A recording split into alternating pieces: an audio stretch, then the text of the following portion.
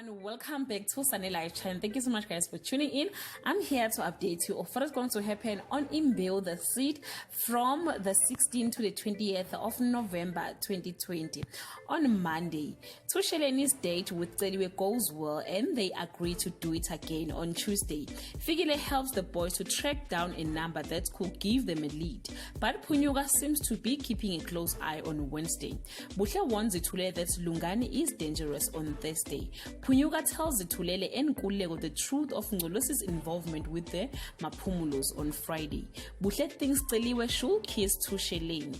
Guys, this is all I have for today. You can leave your comment below and share your thoughts. If you want the full episode, I will leave the link on the comment section.